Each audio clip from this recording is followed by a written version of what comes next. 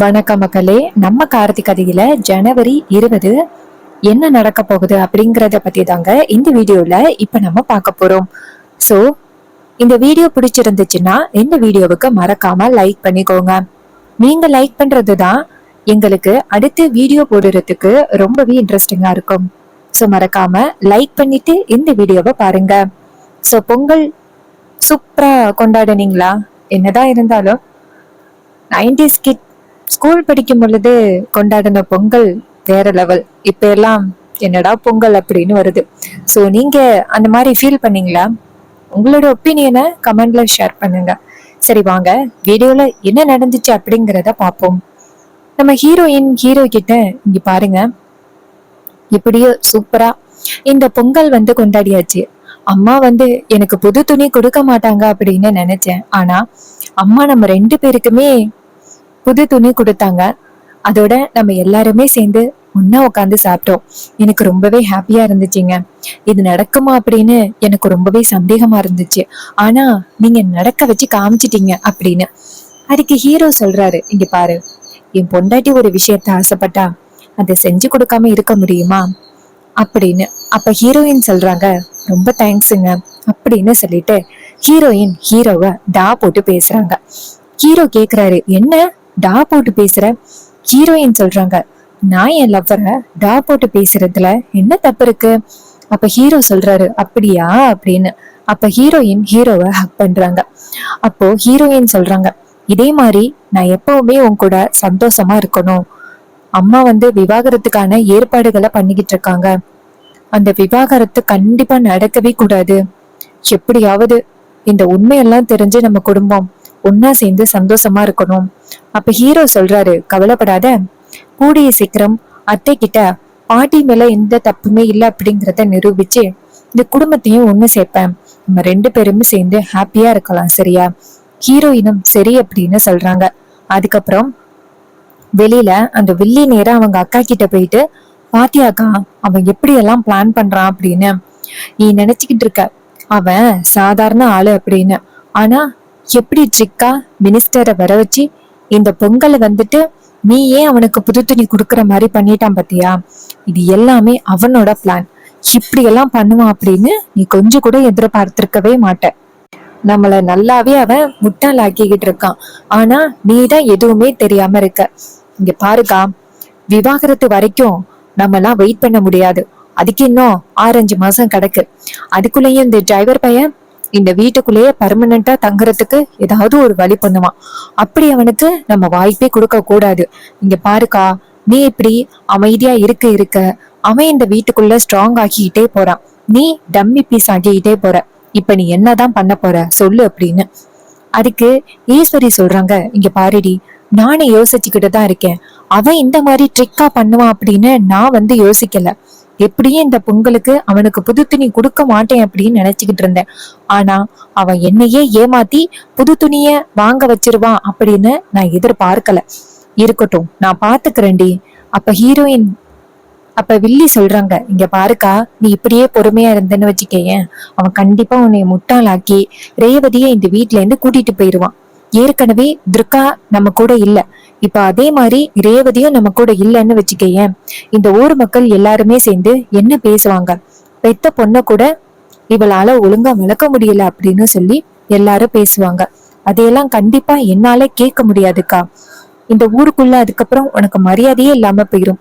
பெத்த பொண்ணையே ஒழுங்கா பாத்துக்கல அப்படின்னா நீ எங்க இந்த ஊரு மக்களுக்கு நல்லது செய்ய போற அப்படின்னு யாரும் உனக்கு ஓட்டு போட மாட்டாங்க.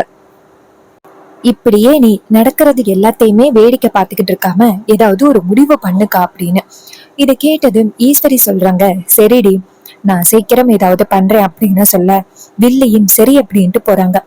அப்ப வில்லி நினைக்கிறாங்க, இல்ல இனிமே இவளை நம்பி பிரயோஜனமே இல்ல. இவ என்ன பிளான் பண்ணாலும் எல்லாமே மொக்கையாதான் இருக்கு. எல்லாத்தையும் ரொம்ப டம்மியா பிளான் பண்றா.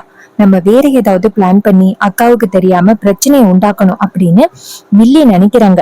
இன்னொரு பக்கம் நம்ம ஹீரோயின் மாடியில போயிட்டு யோசிக்கிறாங்க, நம்ம அவரை அந்த அளவுக்கு லவ் பண்றோம், அந்த லவ் அவர்கிட்ட எப்படியாவது நம்ம காமிக்கணும், அதுக்கு என்ன பண்ணலாம் அப்படின்னு யோசிக்கிறாங்க. அப்பதான் கிட்டக்க பிப்ரவரி 14 வருது இல்ல, சோ அதுக்காக நம்ம புருஷனுக்கு ஏதாவது கிஃப்ட் கொடுக்கலாம் அப்படின்னு ஹீரோயின் நினைக்கிறாங்க. உடனே ஹீரோயின் நேரா கிஃப்ட் ஷாப்புக்கு போறாங்க. அங்க போயிட்டு எங்க பார்த்தாலும் கிஃப்ட் தேடுறாங்க. அப்பதான் ஒரு ஹார்ட் ஷேப்ல ஒரு கிஃப்ட பாக்குறாங்க. அதை பார்த்ததும் நம்ம ஹீரோயினுக்கு செம ஹாப்பி.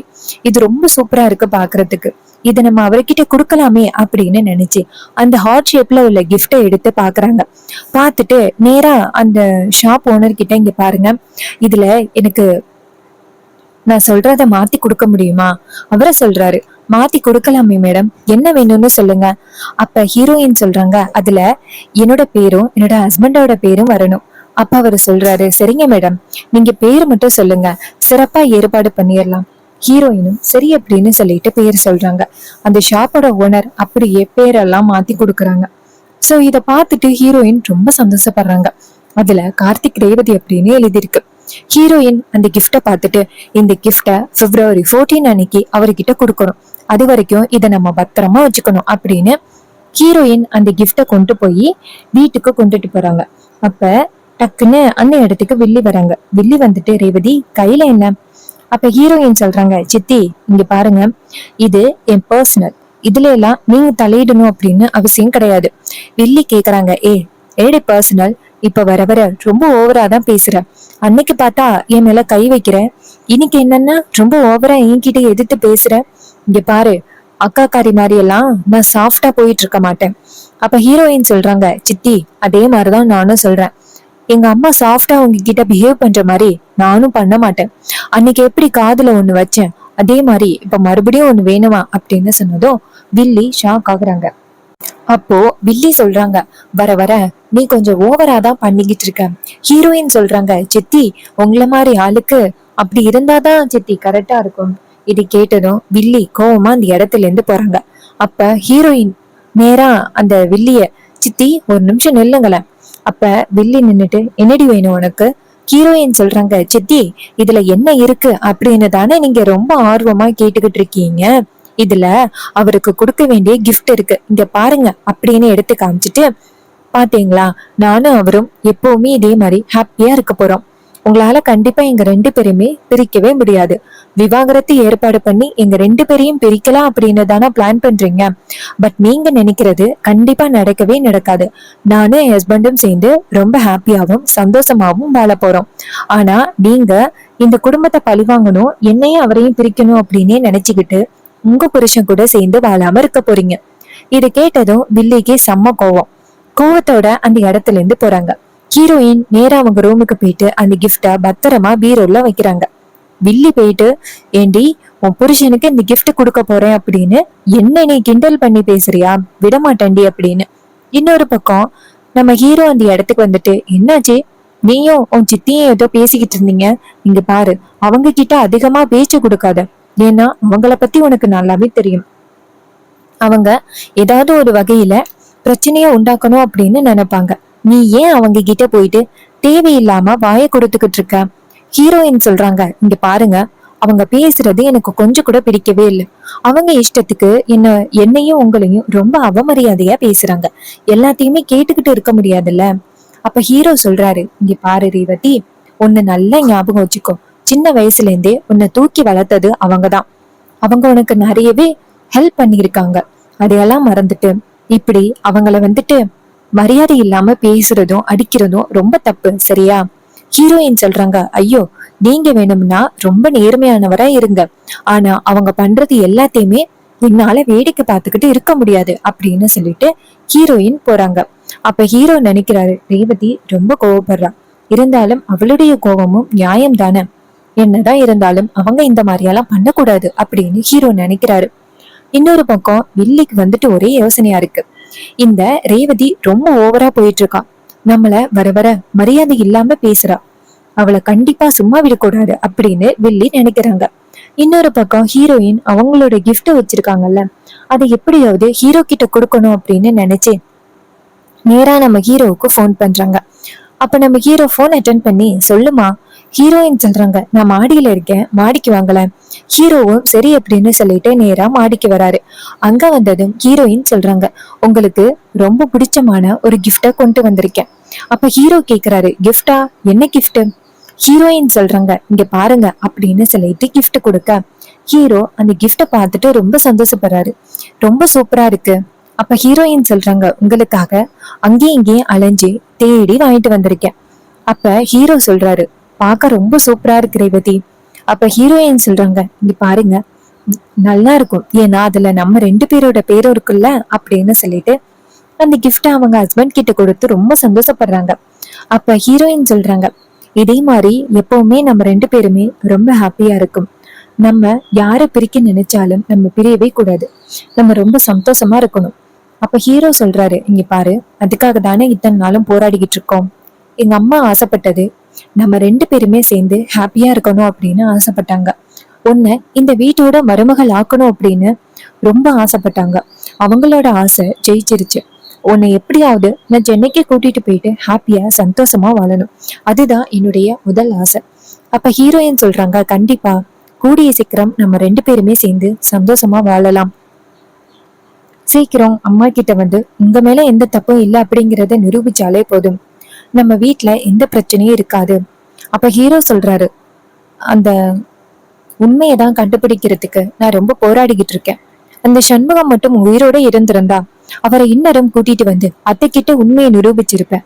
ஆனா கடைசி நேரத்துல அந்த சண்முகத்தை அந்த முத்துவும் சிவனாடியும் சேர்ந்து காலி பண்ணிட்டானுங்க. அதனாலதான் என்னால உண்மையை நிரூபிக்க முடியல. எப்படியும் இந்த உண்மை தெரியக்கூடாது, இந்த குடும்பம் கடைசி வரைக்கும் பிரிஞ்சே இருக்கணும் அப்படின்னு அவனுங்க நினைக்கிறாங்க. ஆனா அவனுங்க நினைக்கிறது கண்டிப்பா நிறைவேற போறது கிடையாது. பாத்துக்கலாம் யாரு சொல்றது ஜெயிக்கிறது அப்படிங்கறத பாத்துக்கலாம். அப்ப ஹீரோயின் சொல்றாங்க, இதுல என்ன சந்தேகம், ஜெயிக்க போறது நீங்க தான். என் புருஷன் எப்பவுமே ஒரு முடிவு எடுத்தாரு அப்படின்னா அதுல 1000 காரணம் இருக்கும். நீங்க கண்டிப்பா ஜெயிப்பீங்க. நீங்க ஜெயிப்பீங்க அப்படின்னு எனக்கு முழு நம்பிக்கை இருக்கு. அப்ப ஹீரோ சொல்றாரு, சரி அப்படின்னு சொல்ல 2 பேருமே ரொம்ப ஹாப்பியா பேசிக்கிட்டு இருக்காங்க. தில்லி தூரத்துல இருந்து இத பாத்துக்கிட்டு, அடியே ரேவதி, எப்படியாவது உங்க 2 பேரையும் பிரிக்கலாம் அப்படின்னு பார்த்தா நீங்க 2 பேருமே சேர்ந்து ரொம்ப ஹாப்பியா பேசிக்கிட்டு இருக்கீங்களா? விட மாட்டேன். கண்டிப்பா நீங்க 2 பேரும் ஹாப்பியா இருக்கிறதுக்கு விடவே மாட்டேன். அக்கா காரி கிட்ட கண்டிப்பா ஏதாவது சொல்லி அந்த 6 மாசத்துக்கு முன்னாடியே உங்க 2 பேரையும் பிரிக்கிறதுக்கான ஏற்பாடு பண்றேன். அக்கா காரி கிட்ட ஏதாவது சொன்னாதான் கண்டிப்பா ஏதாவது ஒர்க் அவுட் ஆகும் அப்படின்னு வில்லி நினைக்கிறாங்க. இன்னொரு பக்கம் நம்ம ஹீரோயின் நேரா ஹீரோ கிட்ட, சரி எனக்கு ஒரு முக்கியமான வேலை இருக்கு, போயிட்டு வரேன் அப்படின்னு சொல்ல ஹீரோவும் சரி அப்படிங்கிறாரு. அப்போ மயில அந்த இடத்துக்கு வந்துட்டு ஹீரோ கிட்ட, சகல என்ன சகல பண்றது, வர வர சித்தி சின்னத்தையோட அராஜகம் ரொம்ப அதிகமாயிட்டே போகுது. அவங்க பாட்டுக்கு இஷ்டத்துக்கு என்னென்னமோ பண்றாங்க. ஆனா அத்தை கொஞ்சம் கூட அவங்க தங்கச்சி இப்படி எல்லாம் பண்றாங்க அப்படின்னு ஒரு விதத்துல கூட மிரட்டி கேட்கவே மாட்டேங்கிறாங்க. இப்போ என்ன சகல பண்றது? அப்ப ஹீரோ சொல்றாரு, இருக்கட்டும், எத்தனை நாள் இந்த மாதிரி பண்ண போறாங்க, கூடிய சீக்கிரம் அவங்களுக்கு ஒரு முடிவு கட்டிடலாம், நீங்க கவலைப்படாதீங்க. இது கேட்டதும் அவரும் சரிங்க சகல, ஆனா எப்பதான் அவங்களுக்கு முடிவு கட்டுறது அதான சகல தெரியல. அப்ப ஹீரோ சொல்றாரு, கூடிய சீக்கிரம் சண்முகத்தோட அந்த வீடியோ ஆதாரமோ இல்ல அந்த சண்முகத்தோட மனைவியோ கிடைச்சிட்டாலே போதும்.